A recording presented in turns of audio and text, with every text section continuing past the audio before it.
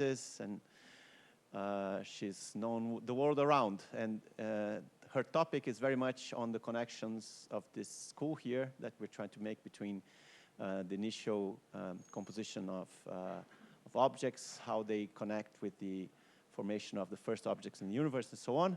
So it's a great pleasure to have Beatriz here to talk to us. Thank you very much, Raul. Don't tell my colleagues that what you said about me. So I'm going to talk about the first objects in the galaxy, probably, and I will show why they are the first objects. So they are the globular clusters. This is the outline of the talk. First, I will briefly talk about the first structures and building blocks, then the bulge globular clusters, and then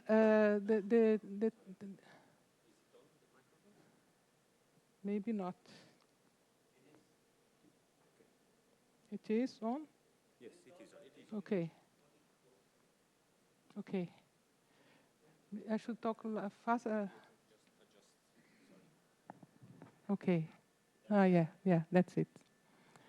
And then the globular clusters that formed with the galaxy, and then the accreted ones, which is a new thing in the last years. Then the age-metallicity relations when they formed, and their abundances, and then their orbits and conclusions. We work with models adopting the lambda CDM cosmology. The values are from the Planck collaboration 2020. And then we have the evolution of dark matter, that probably know the large-scale structure is formed by the evolution of dark matter halos that start to form the galaxy. Then the first structures are filaments, and then of dark matter, and inside more dense regions in the knots of the filaments, the normal matter falls into the potential well. And then we have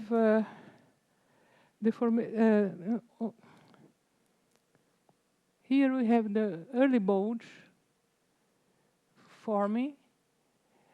However, we have at the same time accretion of dwarf galaxies surrounding our objects of 10 to the 8 to 10 to the 9 solar masses. So we have the early bulge, that's what I'm interested in, the oldest globular clusters, and then there are the accreted ones.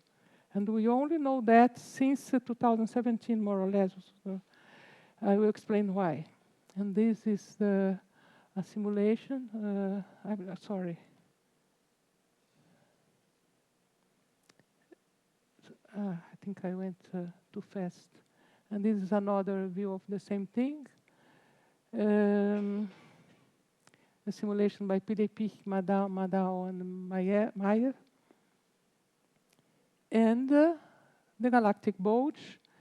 The formation of the galactic bulge is very debated for the following reason. We have galaxies at high redshift where we see what I just have shown, which means that you have early clouds that gather together and form the early bulge. In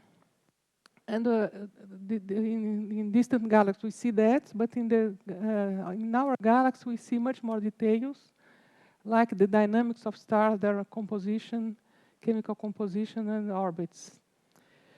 So we try to compare the two things. For the very massive galaxies, the bulges are formed by dissipationless merging of subunits of clouds. But for our galaxy, which is an intermediate type between SB and SC, there is a lot of discussion, because we have in the galaxy it has a bar, and people who do simulations believe only in the bar and in the disk. That's what they simulate. And they say that the bulge was formed after the bar. which in principle cannot be proven. It's probably not true. So we use globular clusters as tracers. The fossils of galactic bulge formation are the globular clusters. Some examples, this is one metal-rich globular cluster in the galactic center. This is a metal-poor one. These are a few clusters that we have been studying in the last years.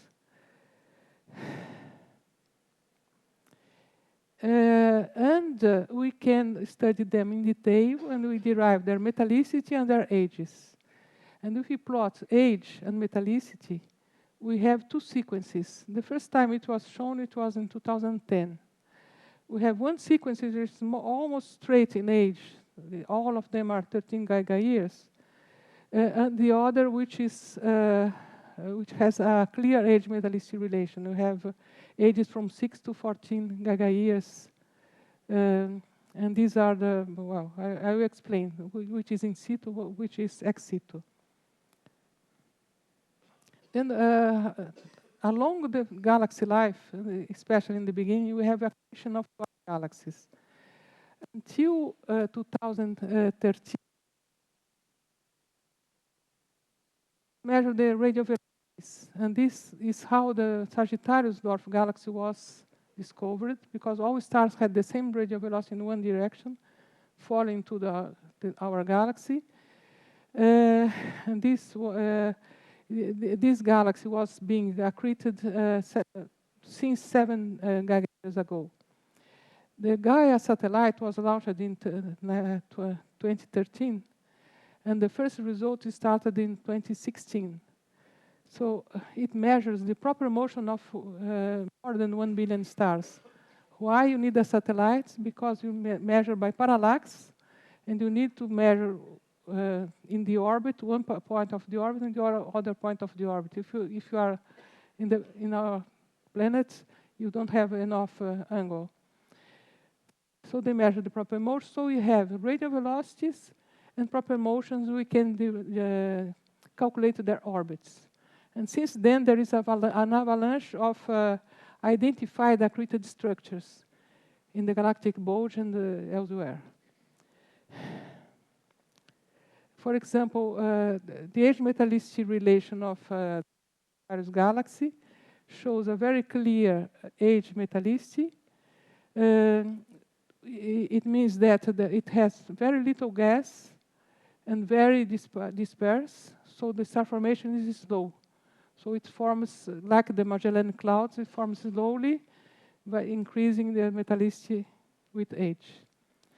This is an example of a dwarf galaxy, typically of 10 to the 9 solar masses. And there are other examples of this difference between the bulge globular clusters and the dwarf galaxies are here. Here are some of the accreted cracking, which is very near in the galactic bulge. There's Gaia Enceladus. The helm is the name of someone. Sequoia is the name of a tree, but and Sagittarius, they have very clear age metallicity relation. While the bulge globular cluster, they are essentially the same age, all of them. Another example of the same thing. Always compared with the galactic bulge, which it's always the oldest ones. And in summary, we have a lot of globular clusters formed in the galaxy, but another sample of globulars formed accreted. They are younger and metal poor, more metal poor. So there's this galaxy tree, galaxy merger tree. Here are the main components of our bulge. This is Sequoia. Sagittarius is not yet in the bulge, it's arriving, and others. This is a simulation that was done by my student when he passed his thesis in May. This is how the bulge forms. It keeps accreting things. And these are our clusters, this eccentricity. They are all very eccentric. And, well, these are bulge stars. These are work done by Christina. Probably she's going to talk next week. It's several places in the bulge. And here is the old side. And these are also stars from another paper from our group. Globular cluster in the galactic bulge. We just had this paper, next slide shows a new paper. In 2016, we did a census of the bulge globular clusters. And there are 43. And there are another 40 that surround the bulge, but they are either halo interlopers or disk clusters. And since 2016, thanks to the near-infrared surveys of the VVV, which is near-infrared J and K bands in Chile, were discovered from this survey, but also with WISE, which is also an infrared satellite. So the red, we don't see the dust in front, so we can see the objects. And Gaia is also counts a lot for this, because you can see the proper motions and separate the stars from the cluster and the stars from the field. So Gaia was also needed for that. So we found 41 new clusters, but 19 clusters in the bulge. So in total, we have 61 clusters in the galactic bulge. And this is seeing the galaxy in front, looking to the bulge in front. We say this is the cluster that we see. Each of them are studied in all aspects. Since then, we have all these blue points, which are the new clusters towards the bulge. The blue squares. Then we try to see the distribution of metallicity, etc. Here, distribution of magnitudes. So we see that the new clusters are all faint, which means that probably we saw all of the big ones, and we are seeing just the small ones now. And then the distance to the sun, the mean distance of all clusters, because they form, they surround the galactic center. So you can compute which is the galactic center distance, which is 8.1, which is exactly the same one that is measured by the black hole in the center. And the metallicity, there is a peak at minus 1.1 and minus 0.6, and it is, probably you know that all galaxies have these two metallicities, all galaxies.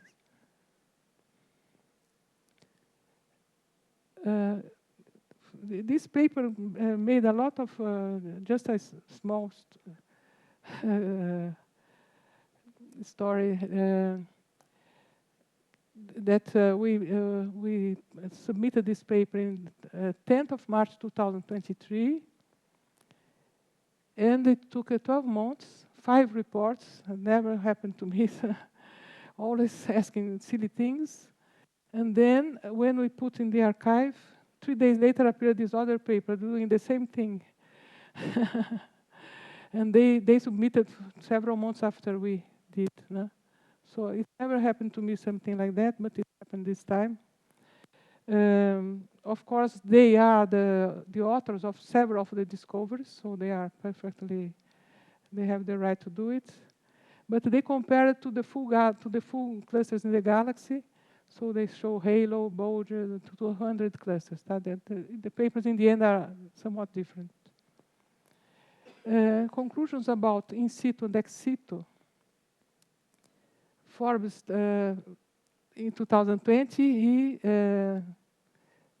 he listed 73 clusters in situ formed in the early galaxy, and 87 ex situ, accreted. And Belokurov and Kravtsov 24, since the number is increasing, he found 107 in situ and 58 ex situ. The in situ ones are all old, in contrast to the ex situ globular clusters that, as I have shown, they have a clear age metallicity, and their star formation is much slower due to a lower density. A main uncertainty in the decision if it's in situ or ex situ in the orbit is the distance. The distance is the most difficult thing to measure, even with the Gaia, because Gaia parallaxes for distant objects is not so precise. One example is Palomar 6. It was considered to have to be at 5.8 kiloparsecs. Then it was 8.9. Then it was from Gaia. It is I think it was 6 point something. And my student used Hubble data with detailed determination of the age and of the distance, and it gives 7.67. So still we need to do detailed study of each cluster for the distance. Another example is 6558, a paper that is in press. How do you determine the distance? You have the luminosity temperature diagrams, and you model them, and then you fit the distance and the age and the reddening. And that's how we found 7.4. We found 8.5 for this cluster, which is very close to the galactic center, and Gaia gives 7.47. So the distance is still, we need to do more, okay? And then this is the final result. We have the old globular clusters in red, and then the age metallicity relation of a few of the dwarf galaxies. New ones, the yellow ones are the new ones that probably are accreted. And this is a somewhat better age metallicity relation for the old ones, which is in the thesis of my student. It gives early formation 13.57 Gaia years. It's very old objects. When there is the orbits, since we have everything, radial velocities and proper motions, and we can compute the orbits. So people are plotting the energy diagram, integrals of motion, and you have energy against angular velocity. And the lowest energy ones are the bulge ones. Then there is cracking. So depends, this separates also the dwarf galaxies, okay? Then there is the bar. There is an estimation of the formation of the bar at 8 Gaia years. So it's 5 Gaia years after the bulge and the globular clusters. There is now a recent, Christina, his student, also found 3 Gaia years. So some people that say that the bulge formed from the bar probably is not true. But we don't know if there was another bar, because the bar can form for 2 Gaia years and then disappear. There is no evidence for that, but it could be if there was a bar very early. But and these globular, the in situ globular clusters, some are trapped by the bar because it's a structure that has a lot of mass, and but most are not supporting the bar, so if they follow the orbit. And seven clusters that support the bar, they do not have necessarily the X shape, because due to the bar we have an X shape in the galactic bulge. So these are clusters in the bar and outside. Recent interesting cases, WWW, the survey, the vista variables. a very high velocity, minus 326, and the lowest metallicity of clusters, it's minus 2.45. It's probably accreted, probably. And Miniti 23, which is the most metal-rich one, a little bit more than the Sun, iron to hydrogen plus 0.2. And then there are another interesting kind of objects, is very massive globulars that have several metallicities inside. They have several stellar populations inside them. So they are called nowadays building blocks of the bulge. Probably they form bigger masses that formed there, and there is Terzan 5 and Liller 1, and there is another one which is UKS 1.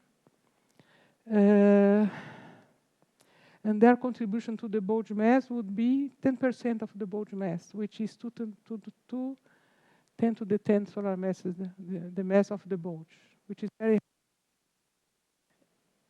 Then I'll talk about chemical enrichment and nucleosynthesis, which is a good part of what I do. We observe all elements.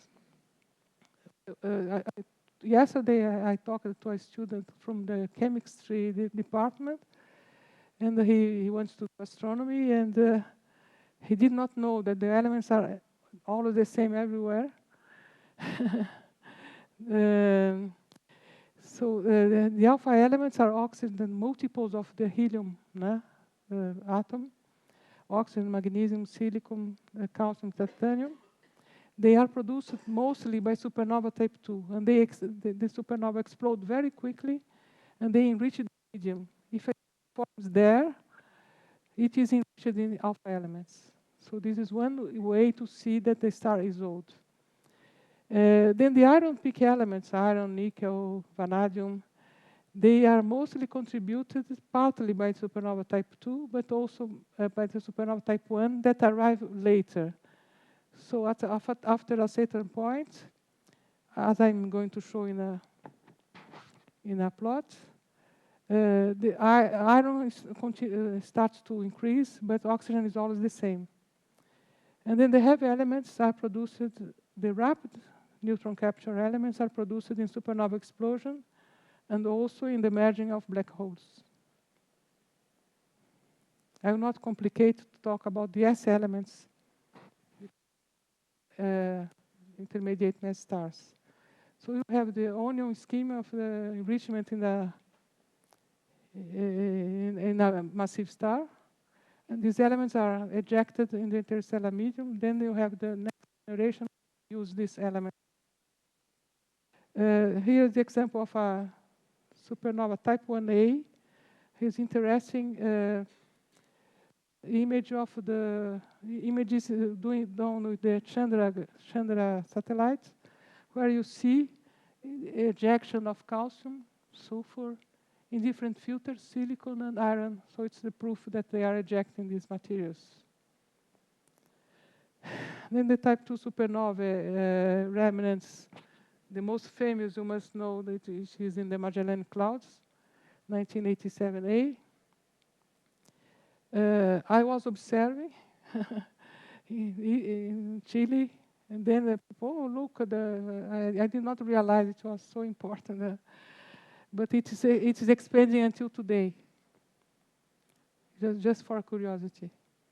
And then the taxonomy of supernova is complicated because people see the spectra, and they say it's a 1 or a 2, but things get more and more complicated when they see more details. So there are the 1, which are the lower mass ones, and 2, which are the massive ones. And there is a 2B.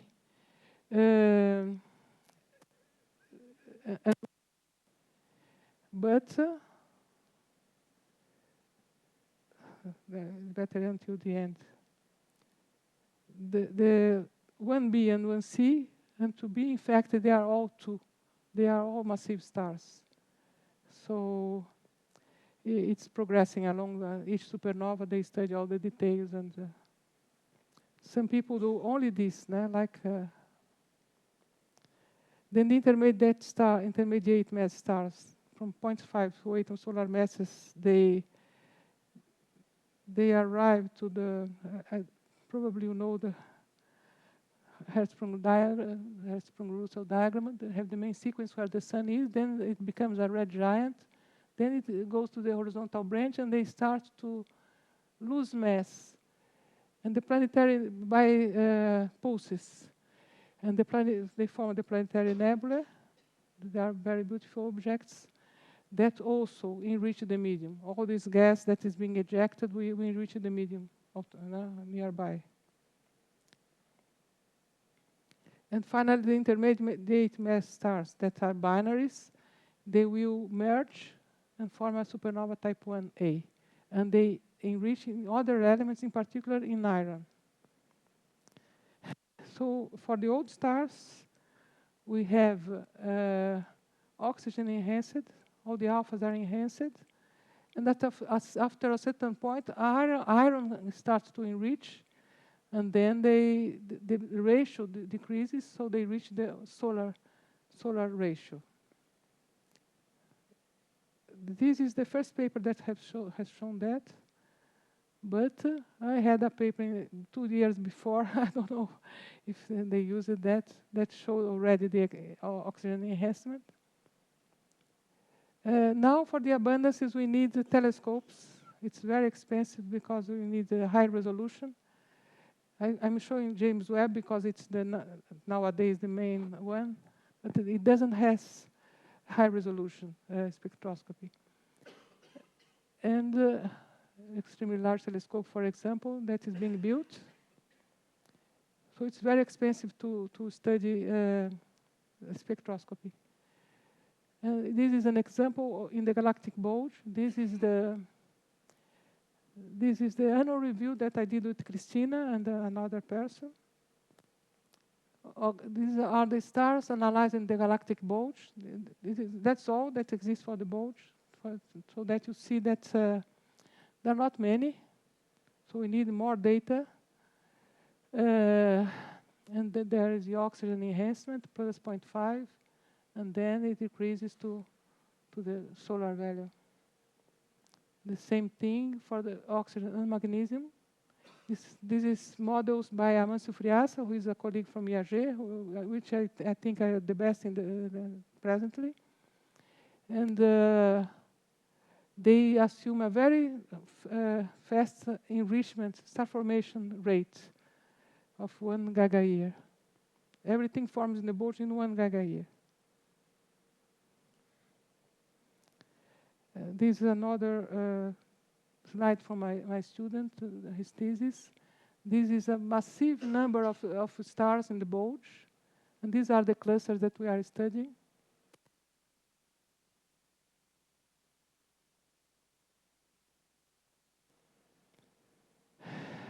And then there is sodium. As you see, something is wrong, but I'm studying these stars here with a new student. And this is another that I'm not going to talk about now, but the globular clusters, they have more than one generation. This is another discovery from the last 15 years that is being studied. And sodium is enhanced because of that. I will not explain the details. No?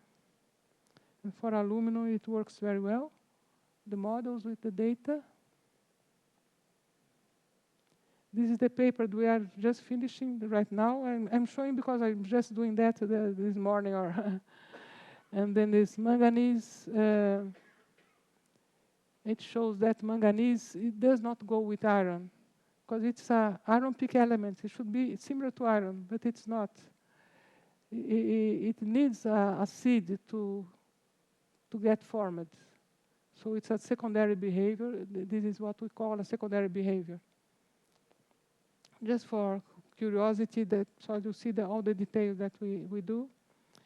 This is the abundance pattern of bulge globular clusters, which is the pattern is abundance versus atomic number.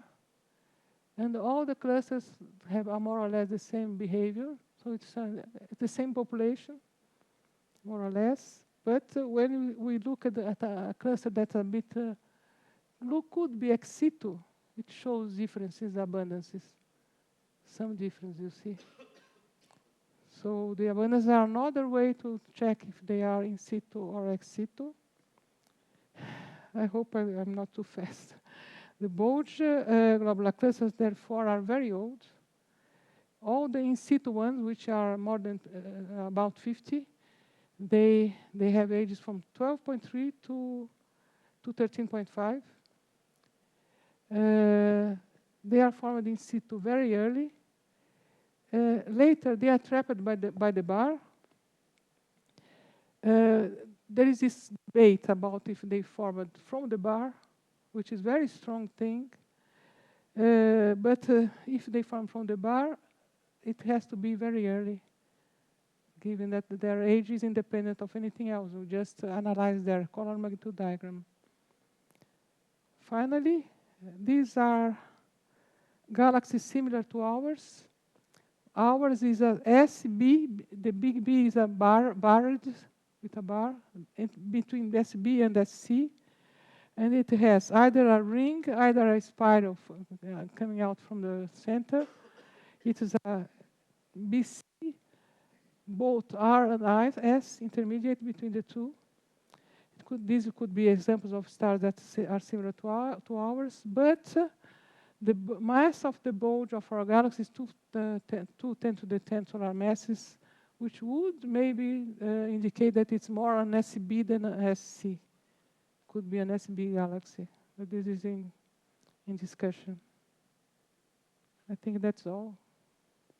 Thank you.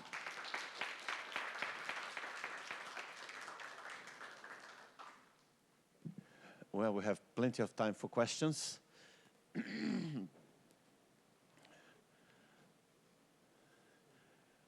I think we have a question from a student before, said yes. So that's okay.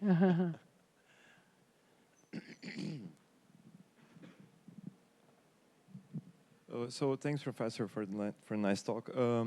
I was wondering, what is like the alpha enhancement of globular clusters? So the ratio between alpha elements and... It's the same as in the field stars. It's 0.4. Okay. 0.4, 0.5. Yeah, okay. Dex. Mm-hmm. Okay, yeah, thanks. I was just wondering because if... we know from master galactic astrophysics that the formation of a bar is not all, like, it's conjugated, like it's relatively with quenching of stars, right? If we had like a high alpha enhancement to iron relationship, that maybe, that could indicate that the Milky Way was once like a starburst galaxy or something like that, or the stars in the bar, they have low alpha, and the stars that have a high alpha, they are in a kind of a spheroid. That some people refuse to believe. Some people say you create a bar, then you create this spheroid. There are some models like that. Okay, so thank there you. is a debate. Thank you.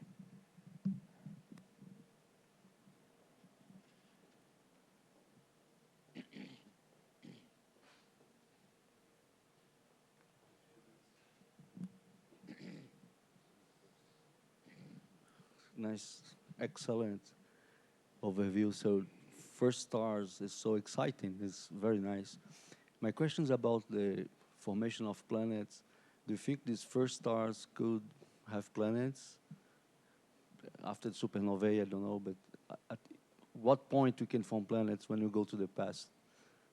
Have you? I don't know, but there are. If you look into the bulge, there are a lot of enhanced.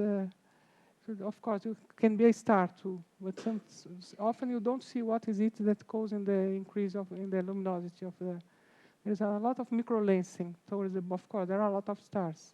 So, by the way, you have the chemistry, right? To have all the elements, silicium, in these bulge stars or not?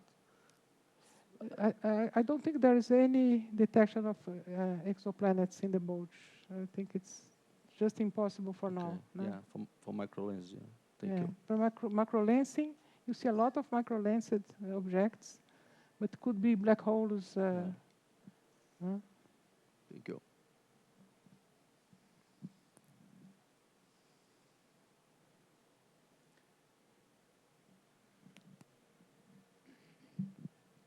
Could you comment a bit more about what we could do observationally to try to answer this question about globular clusters, if they were formed in the bar or not? If they are in the bar or not? Yes. You see them physically. You can see the orbit. It's mostly the orbit that indicates if they are in the bar or not. For example, 2005 is in the bar. It's a building block, early building block of the bulge. It has metallicity different from stars, metal-rich stars in the bar. The bar has most of it in metal-rich stars, not many metal-poor. Okay, so they would have been formed in the bar and not in the bulge? The thing is that the bar, when it forms, it brings material from the disk. From the disk, then the bar. And then the bar is a tunnel to throw material to the center. That's why some people say the bulge formed from the bar. And so these are disk stars or disk gas. There are models with gas or with stars. There are many models that like this answer. No? Thanks. Thanks. Anybody else? More questions?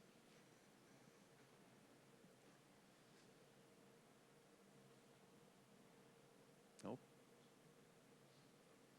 Well, okay. So let's thank Beatriz again. Thanks.